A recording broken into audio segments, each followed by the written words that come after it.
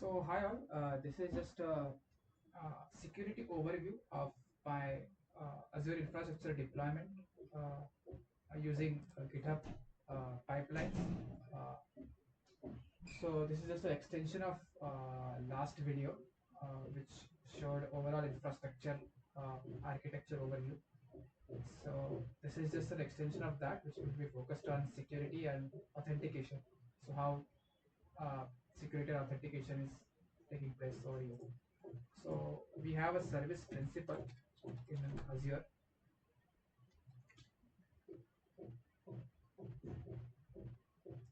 So let me show you that.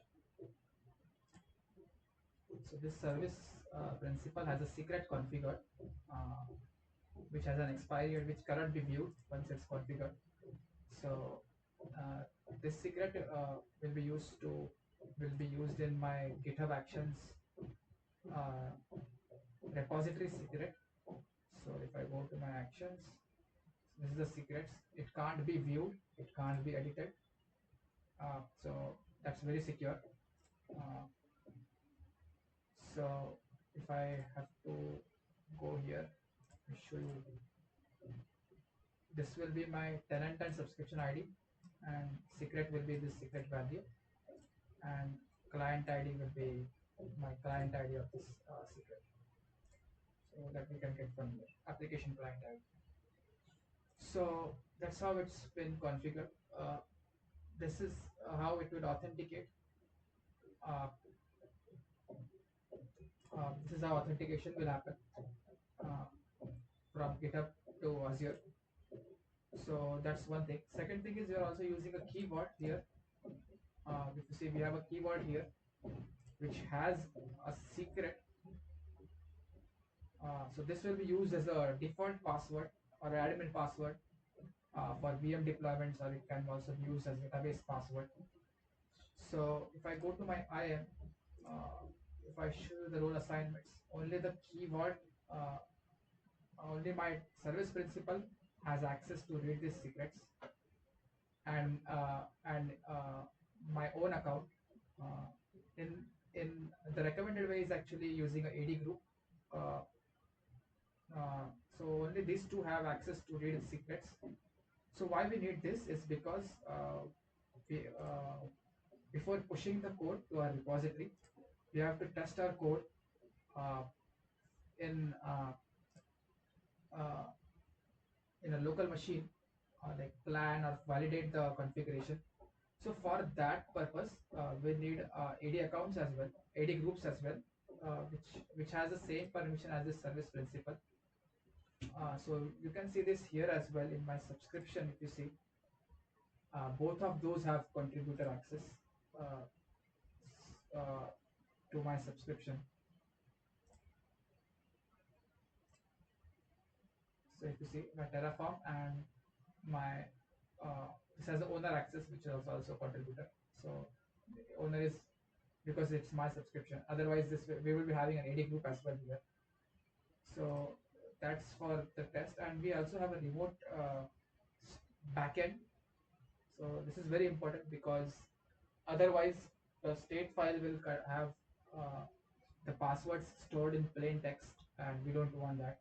So this state file will be stored in the remote backend and not in the repository or not locally. So this is where the state file is stored. And if you go in our access control, it's again my service principal and myself having the access. So this is how authentication is going to happen. And so let's see this in action. So I have a sample code here. Let me uncomment it. So let me explain you what it does. So it is a simple resource group deployment, simple VNet and a subnet. Then it will have a network interface card which will be used for a VM. So we are using public IP here because I'm not in the network to access it privately. So to test, testing purpose, we'll be adding a public IP. Otherwise, in real case scenarios, this public IP won't be there.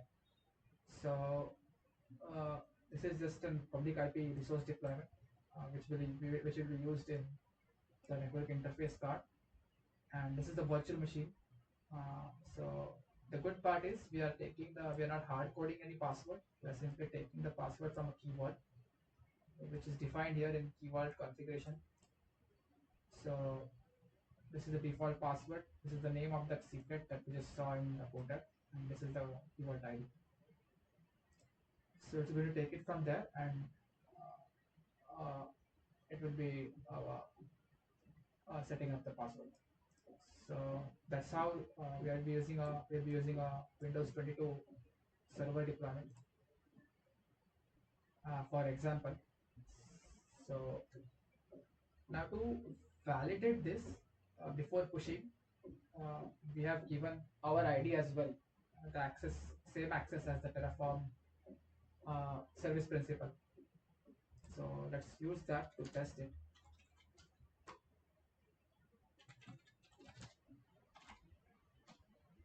To Terraform plan.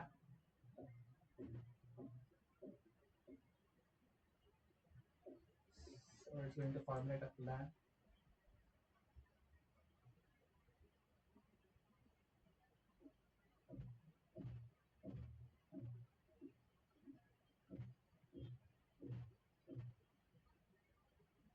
So the saying 6 resources to add, which is my resource group, subnet, virtual network, then virtual machine, network interface card, and public IP.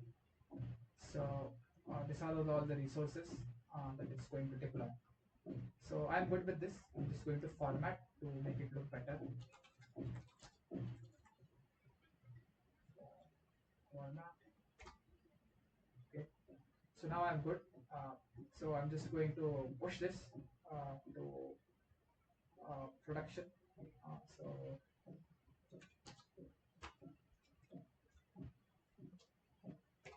glad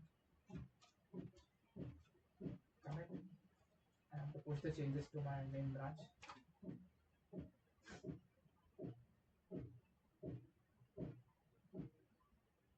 So it's been pushed. So let's see in my actions page. It just triggered the workflow as we discussed in our last video. It's using the same workflow, same architecture. So let's see.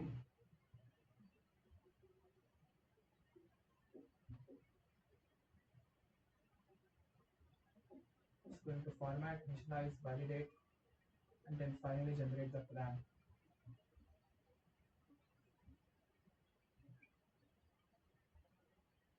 Okay, configuration is valid. That's nice.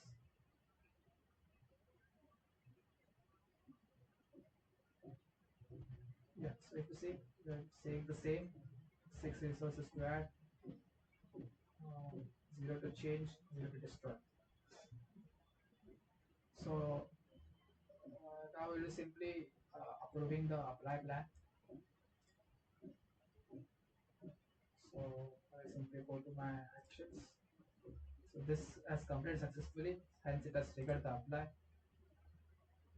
You see the commit ID is also same. So I will simply review. I already reviewed the plan, so I will approve it. And this is going to deploy all the resources, the resource group, VNet, subnet, interface card, public IP, and the virtual machine. So let's see that.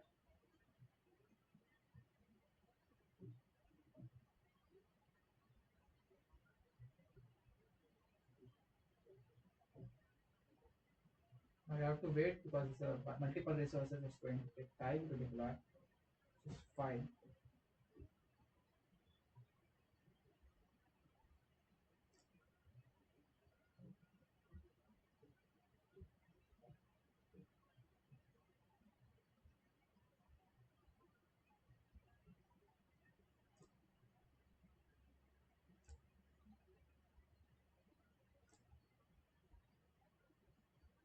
Okay, so it has started applying.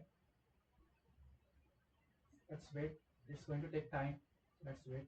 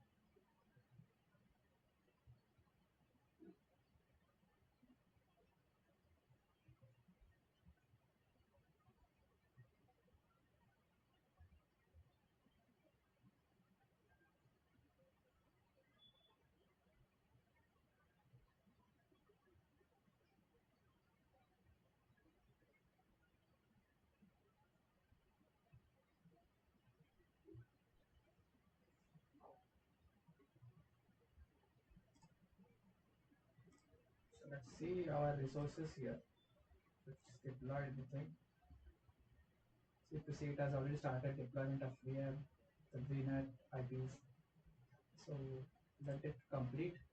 So if you see now, it is deployed all the resources successfully. So now, if everything was correct, then we should be able to log in to this VM with our public IP, uh, with our public IP and our key vault, the credentials, same credentials that we configured in our key vault. So let's try that.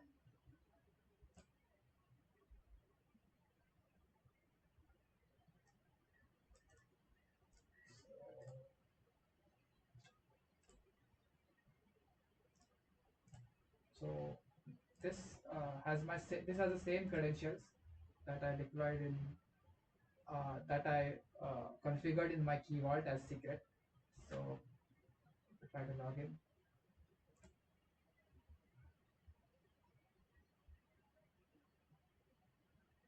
So if you see, I was able to successfully log in.